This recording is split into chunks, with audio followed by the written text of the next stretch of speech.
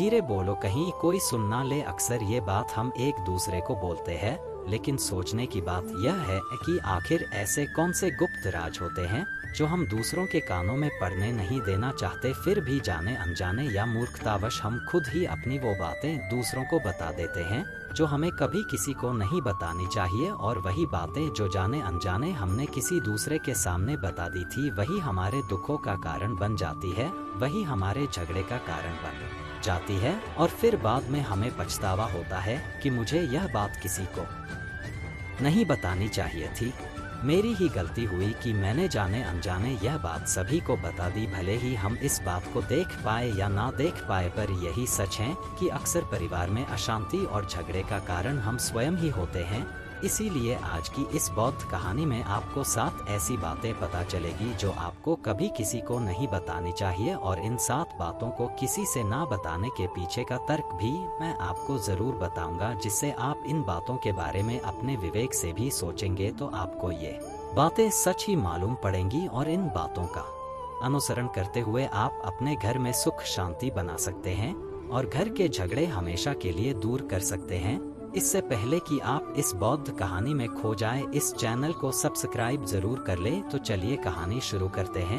एक समय की बात है, एक नगर में सोनू नाम का एक युवक रहता था। वह युवक बहुत गरीब था, 2 वक्त की दाल रोटी भी बड़ी मुश्किल से उसको नसीब होती थी। दिन रात काम की तलाश करने पर भी उसे कोई काम नहीं मिल रहा था। फिर एक दिन उसने अपनी पत्नी के सामने अपनी सारी समस्या बता दी। उसने अपनी पत्नी को कहा, मैं जिस जगह भी काम मांगने के लिए जाता हूँ तो हर कोई मुझे यह कहकर काम नहीं देता कि हमारे यहाँ काम की जरूरत ही नहीं है। मैं काम की तलाश कर करके थक चुका हूँ। मुझे समझ नहीं आता कि मैं तुम लोगों का पेट कैसे भरूंगा, अपने बच्चों को कैसे पालूंगा, और यही चिंता मुझे दिन रात खाए जा रही है। यह सुनकर उसकी पत्नी ने कुछ सोचकर कहा कि तुम एक आदमी के पास एक बार ही काम मांगने के लिए जाते हो, और जब वह काम नहीं देता तो तुम दोबारा उसके पास जाते ही नहीं हो। अगर तुम्हें उनसे कम लेना है तो तुम्हें उनसे हमदर्दी हासिल करनी होगी, अपनी गरीबी दिखानी होगी, ताकि वो लोग तुम्हारी मजबूरी समझकर तुम्हें काम पर रख ले। इसीलिए शर्म मत करो, उन्हें अपनी मजबूरी बताओ, अपनी गरीबी बताओ, और इसी उपाय से तुम काम पा सकते हो। ये बात सोनू के मस्तिष्क में बैठ गई और अगले दिन काम मांगने के लिए वो उसी सेठ के पास जा पहुंचा जहां पर वह पिछले दिन ही काम मांगने के लिए गया था। लेकिन इस बार उसने हाथ जोड़कर उस सेठ से प्रार्थना की, उससे विनती कि वह बहुत गरीब है और उसे काम की बहुत आवश्यकता है। वे जो भी उसे देंगे वो उसमें संतुष्ट हो जाएगा, पर कृपया करके मुझे अपने यहाँ काम पर रख ले। उसकी यह हालत देखकर उस सेठ ने उसे अपने यहाँ काम पर रख लिया। वह रोज वहाँ पर काम पर जाने लगा। अंदर ही अंदर वह बहुत खुश था कि उसे काम तो मिला, लेकिन उसे वेतन दूसरे लोगों से कम मिलता था। वही काम जो दूसरे लोग कर रहे थे उन्हें ज्यादा वेतन मिल रहा था और इसे कम वेतन मिल रहा था। जब इस बारे में उसने अपने सेठ से कहा तो सेठ ने कहा, देखो भाई, तुम्हें काम की जरूरत थी, मैंने तुम्हें काम दिया, मेरा धन्यवाद करने की बजाय तुम मुझसे शिकायत कर रहे हो, यह कैसी भलमंद साहत है। यह सुनकर सोनू वहीं पर चुप हो गया, क्योंकि बात कहीं ना कहीं सच ही तो थी। सेठ ने तो उसे उसकी मजबूरी के हिसाब से ही काम दिया था और इसीलिए वह उसे अपने अनुसार ही वेतन देता था। लेकिन धीरे धीरे उसने यह बात अपने सगे संबंधियों और अपने दोस्तों को भी बताना शुरू कर दिया कि उसका सेठ कैसा आदमी है और उसे कितना वेतन देता है। समय बीतता रहा और सोनू पूरी लगन के साथ अपना काम करता रहा, लेकिन अब परिस्थितियां बदलने लगी थी। सेठ अब सोनू से दूसरे लोगों से ज्यादा काम लेता था और उनसे कम वेतन उसे देता था। यह बात सोनू के मन को बहुत खलती थी कि वह दूसरों से ज्यादा मेहनत कर रहा है और उनसे कम वेतन पा रहा है। इससे उसके आत्मसम्मान को बहुत गहरी चोट पहुंची। अब धीरे धीरे उसका मन अपने काम से हटने लगा, उसका मन काम में लगता ही नहीं था। जाहिर सी बात है कि ऐसी जगह किसका मन लगेगा जहां आदमी को अपने आत्मसम्मान के साथ समझौता करना पड़े। इसीलिए जल्द ही उसने अपना यह काम छोड़ दिया और वह घर पर आकर खाली बैठ गया। अब उसके पास घर का खर्चा चलाने के लिए भी पैसे नहीं बचे थे। इसीलिए उसने अपने सगे संबंधियों और अपने दोस्तों से सहायता मांगनी शुरू की, लेकिन उसके दोस्त उसके सामने तो उसे दया का पात्र समझते थे और उसे दिलासा भी देते थे, लेकिन पीछे से उसका मजाक उड़ाते थे। वो कहते कि कितना बेवकूफ है, सेठ ने इससे इतना काम लिया और बेचारे को पैसे भी नहीं दिए। अरे इसकी तो ऐसी हालत है कि हम इसको पैसे दे दे तो क्या ये कल हमारा भी पैसा वापस कर पाएगा? काम तो इसके पास कुछ है नहीं, पैसा कहाँ से ला कर देगा? और इसी वजह से सोनू की हालत दिन ब दिन खराब होती जा रही थी। अब वो दिन रात तनाव में रहने लगा था। वही दोस्त, वही सगे संबंधी जो उसके अपने होने का दिखावा करते थे, वो सब लोग आकर उसे ज्ञान तो बहुत देते थे लेकिन कोई सहायता नहीं करता था। और अक्सर ऐसा ही तो होता है, ज्ञान देने वाले तो बहुत मिल जाते हैं लेकिन मदद करने वाले, उंगली पड़कर, हाथ पड़कर आगे चलाने वाले कितने लोग मिलते हैं। एक दिन उसे पता चला कि पड़ोस के गांव में एक बौद्ध भिक्षु आया हुआ है जो बहुत ही ज्ञानी है। सोनू इतना तनाव में था कि उसे कोई रास्ता नजर ही नहीं आ रहा था, इसीलिए वो उस बौद्ध भिक्षु के पास पहुंच जाता है। वहां पहुंचकर सीधे उनके पैरों में गिरकर रोने लग जाता है। वह रोते रोते उन्हें अपनी सारी परिस्थिति बताता है।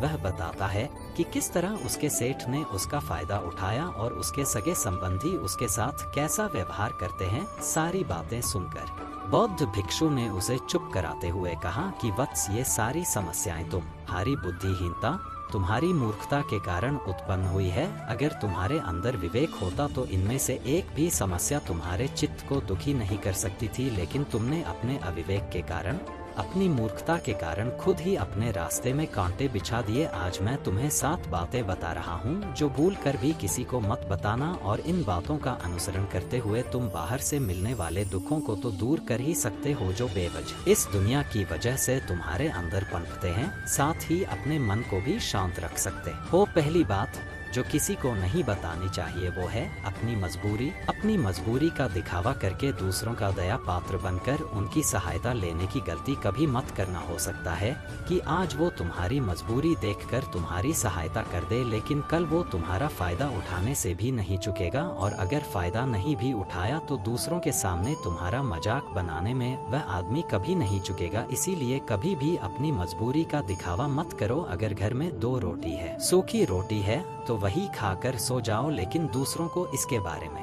भनक तक नहीं लगनी चाहिए। जरा आप खुद ही सोचो, किसी को अपनी मजबूरी बताने का क्या प्रयोजन होता है? एक इंसान का या तो वह दूसरों से सहानुभूति हासिल करना चाहता है या उनसे कोई आर्थिक मदद चाहता है, लेकिन अगर दोनों ही परिस्थितियां आप देखें तो दूसरा आदमी आपका फायदा उठाने से नहीं चुकेता, या फिर अपनी नज़र में तो वह आपको मूर्ख ही समझेगा और दूसरों के सामने आपका मजाक तो जरूर बनाएगा। इसीलिए अपनी मजबूरी के बारे में कभी किसी को ना बताएं। दूसरी बात जो कभी किसी को नहीं बतानी चाहिए वो है अपने अतीत की गलतियां और भविष्य की रणनीतियां। जरा सोचो कि अपने अतीत की गलतियां किसी दूसरे को बताने से क्या उन्हें ठीक किया जा सकता है? नहीं तो फिर उन्हें बताने का क्या प्रयोजन रह जाता है? आप अपने जीवन के अंधेरे पक्ष को, अपनी गलतियों को दुनिया के सामने रख कर खुद अपनी इमेज को, अपने चरित्र को दूसरों की नज़र में छोटा कर देते हैं, और वे भविष्य में हमेशा आपको इसी नज़रिए से देखेंगे। इसलिए किसी भी आदमी की नज़र में अपनी इमेज को डाउन मत होने दो। और ज़रा सोचो कि अक्सर लोग दूसरों के सामने अपनी भविष्य की रणनीतियाँ या योजनाओं के बारे में बताकर डींगे हाँकने लगते हैं,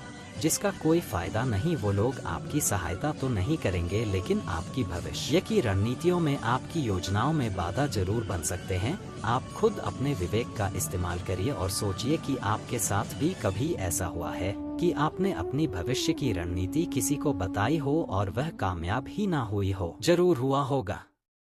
जरा गौर से सोचिए। तीसरी बात जो किसी को नहीं बतानी चाहिए वो है अपने घर परिवार की बातें। जो भी हमारे घर के अंदर आपस में बातचीत होती है, हमारे माँ बाप के साथ, हमारी पत्नी के साथ, हमारे बच्चों के साथ, वो बातें परिवार तक ही सीमित रहनी चाहिए। अगर आप इन बातों का दूसरों के सामने ढिंढोरा पीटते हो तो दूसरों को आपके घर में घुसने का एक मौका मिल जाता है, और वो इसका फायदा उठाने से कभी नहीं चुकेंगे। अक्सर ऐसा होता है कि हम अपने घर के झगड़ों को कम करने के लिए उन झगड़ों को अपने पड़ोसियों, अपने दूसरे सगे संबंधियों को बता देते हैं, लेकिन इससे आपको सहायता कभी नहीं मिली होगी, बल्कि आपके घर के लड़ाई झगड़े और ज्यादा बढ़ गए होंगे। अगर आप अपने माँ बाप की बात दूसरों को बताएंगे तो आपके माँ बाप को बुरा लगेगा ही कि हमारा बेटा हमसे बताए बगैर दूसरों को ये सारी बातें बता रहा है।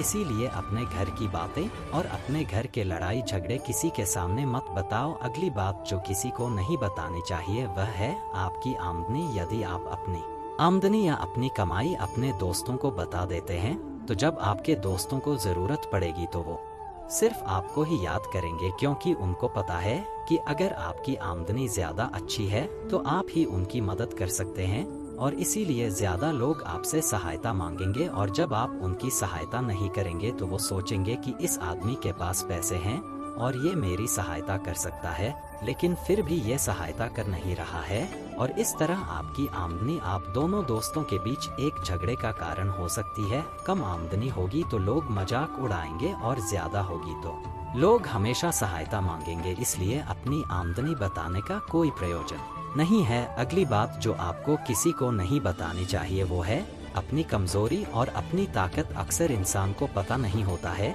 कि उसकी कमजोरी या उसकी ताकत क्या है, लेकिन अगर आपको अपनी कमजोरी और अपनी ताकत पता है तो पहली बात आप बहुत ही बुद्धिमान आदमी है, और दूसरी बात कि आपको यह बातें किसी से साझा नहीं करनी है, क्योंकि अगर आपकी कमजोरी दूसरों को पता चल गई तो वो आपकी कमजोरी का फायदा उठाएंगे, और अगर आपकी ताकत पता चल गई तो वही ताकत आपकी कमजोरी बन जाएगी, क्योंकि वो ताकत दूसरे आदमी को पता है, और वो ताकत की काट भी ढूंढ ही लेगा। अपनी कमजोरी और अपनी ताकत अपनी पत्नी या अपने पति को भी नहीं बतानी चाहिए, क्योंकि इसके बाद आपको घर में उनसे हमेशा दबके रहना पड़ेगा। अगली बात जो किसी को नहीं बताने चाहिए वो है अपने मित्र और शत्रु। आप अपने मित्रों के बारे में अगर दूसरे लोगों को बताएंगे तो वो आपके मित्रों के साथ अपनी घनिष्ठता बढ़ाकर आपको धोखा दिलवा सकते हैं।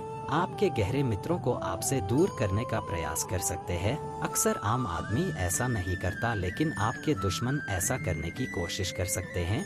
और दूसरी तरफ आपके शत्रु का भी किसी को नहीं पता लगना चाहिए, क्योंकि आज जो आपका मित्र है अगर कल वह आपका दुश्मन हो गया तो वो आपके दुश्मन के साथ ही मिलकर आपको परास्त कर सकता है, आपको धोखा दे सकता है।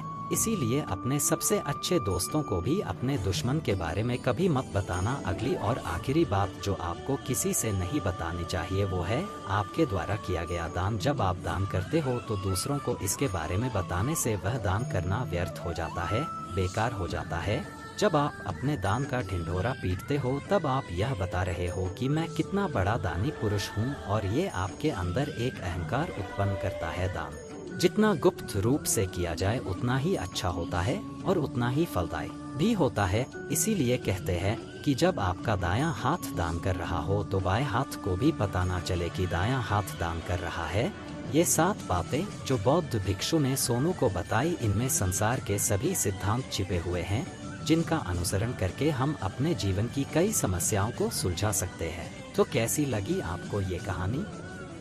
कमेंट करके में ज़रूर बताएं, और अच्छी लगी तो इसे लाइक और शेयर ज़रूर करें। मिलते हैं अगली कहानी में, तब तक के लिए स्वस्थ रहे, प्रसन्न रहें। जय श्री कृष्णा।